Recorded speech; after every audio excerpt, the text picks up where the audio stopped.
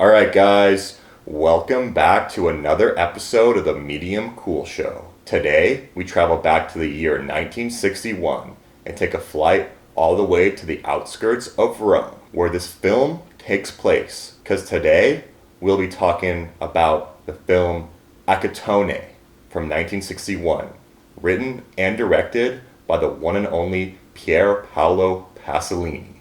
Accattone. Una storia scritta con la macchina da presa.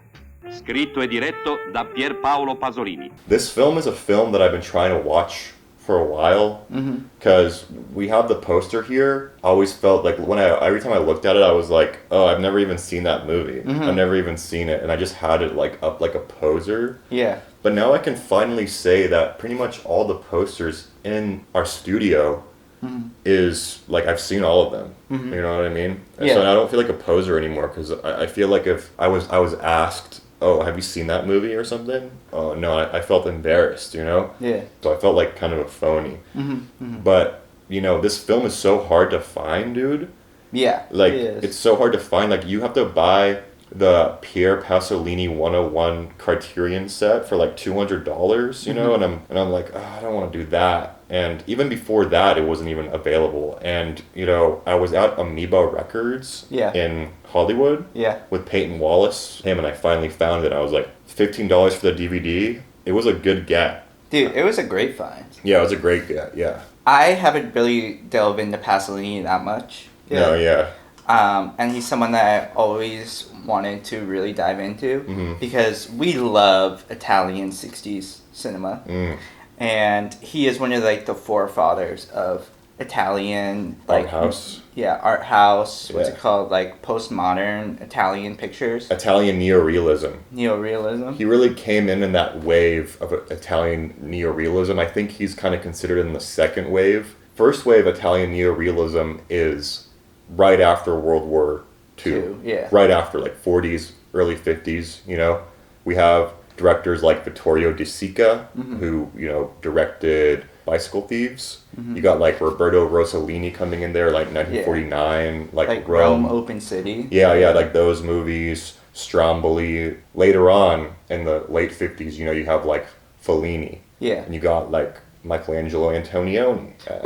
This is really interesting because you're saying he's in the second wave, and it is really interesting to consider that because, you know, what neorealism means in Italy is like, so World War II happened, Italy was destroyed, and all the studios that they were able to shoot in were all destroyed, and so these filmmakers had to go about filming on the streets, and all these debris and just destroyed Italy that they knew it because it was a fractured Italy after the fall of fascism and the oppression that they suffered, and so they had to go about kind of portraying movies of the time about the time, and that was really cool. And then this we see in Accattone, it's the younger generation, the people that grew up in a broken, fractured Italy post fascism, and how they're struggling economically in society.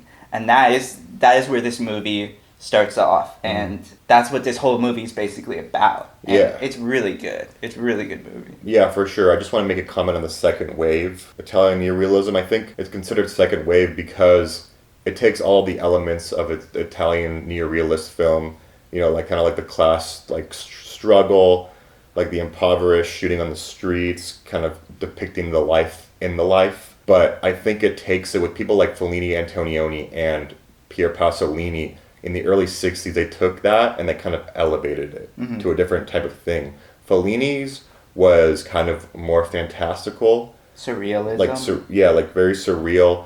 Michelangelo Antonioni was totally fluid with the style and kind of depicted a little bit of a higher class, yet like milieu, but still had their own struggles of like modernization, alienation. And then we arrive with Pier Pasolini, who comes in making Accattone for his directorial debut.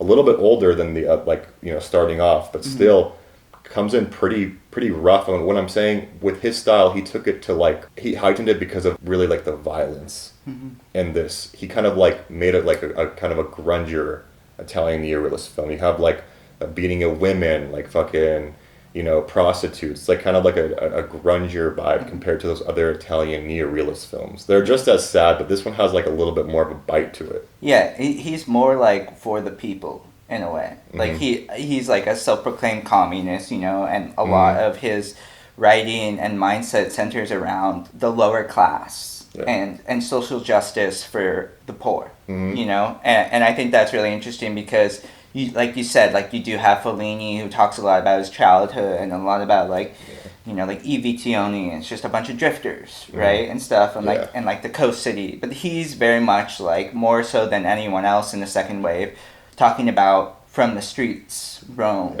Those people that were most affected by this fall. For sure, dude. I could totally go even further with the Italian neorealist thing and how influential it was even for the new wave Hollywood directors, because pretty much all modern cinema comes from like the European shit, because everyone started shooting more realistically, like in real locations and everything, and that was just because they had to do it. And then it became an aesthetic in itself.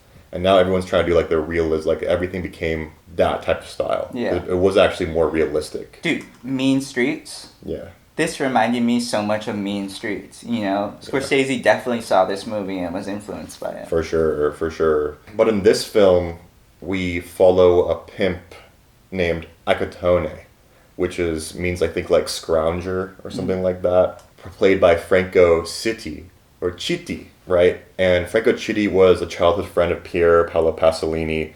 This is also his first movie, and he felt like he knew him. He's like, oh, this guy could perfectly play Accattone. And how would you describe the actual character of Accattone in this? He's a hustler. He doesn't want to work. There's like a section of these young men in Italy who are like, I'm not going to break my back working for Italy, like a place that has betrayed me once before.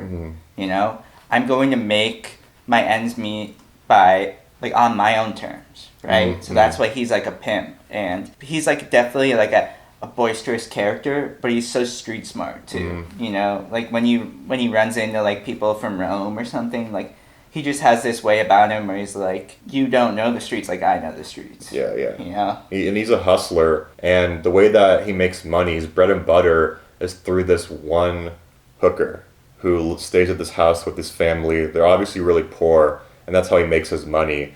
And there's this group of guys that he hangs out with, and there's another group that's affiliated with those guys. And one day they're bragging about how they beat up a prostitute. They beat her up, and they're like bragging about it to him and shit. And he's like, okay, whatever. And then that night, his bottom bitch goes out and gets picked up by those same guys, and they're gonna take her out somewhere to this kind of like quarry construction kind of site, like it's probably even maybe a place that was bombed out or some shit. And they go there, and she thinks that they're gonna like she's gonna fuck him, but then they just like beat the shit out of her.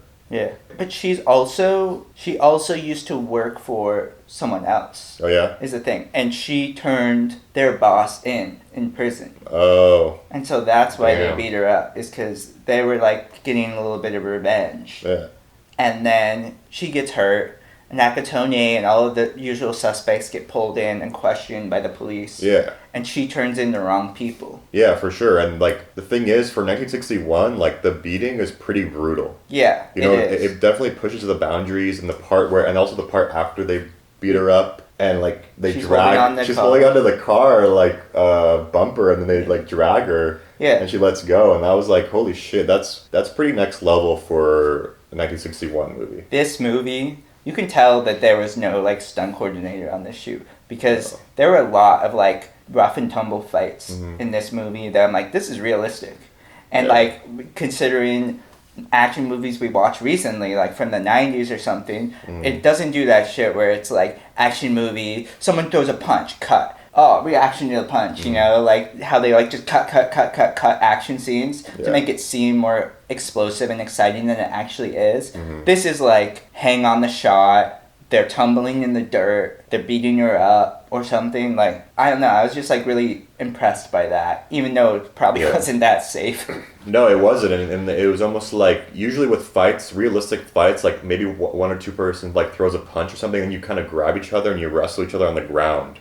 Most fights are kind of just like on the ground, and that's kind of what happens when he tries to go back home to his baby mama, and he tries to like take her, he wants to like her to take him in, but then he's pretty much banished and ostracized by everyone there because he's a pimp and everything, and they look down on him, and he has his son there who doesn't really recognize him and shit. And when the prostitute goes to jail, he doesn't have any way to make money anymore, so he has to kind of he's got to like hustle and scrounge, you know what I mean? Yeah. So he has these little hustles, these little like swindles he does on people, you know what I mean? They're starving. Yeah. You know, and he like tries to swindle his friends out of eating spaghetti that they got together from the church.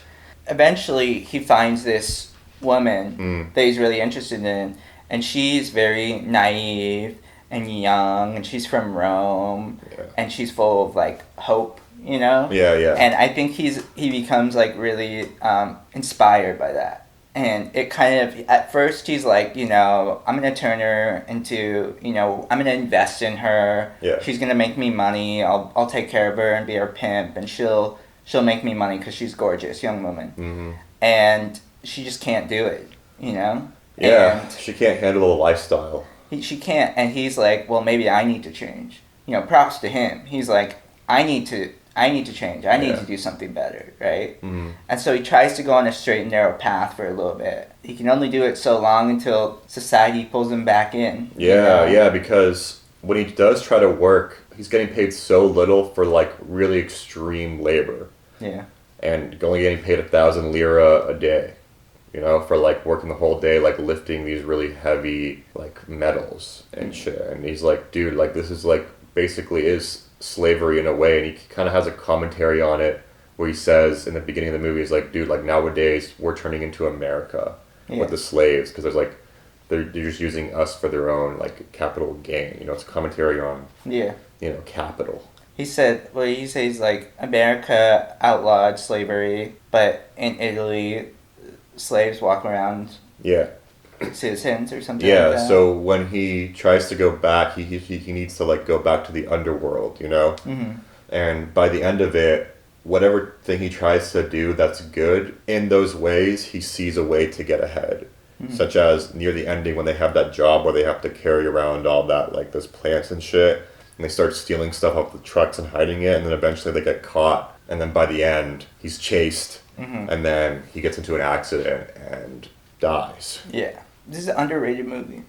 For real, it is really underrated a lot. This is not talked about enough, and it is so good. Fuck yeah. I wish more people knew about this movie. I know Pasolini is like you said, hard to come by.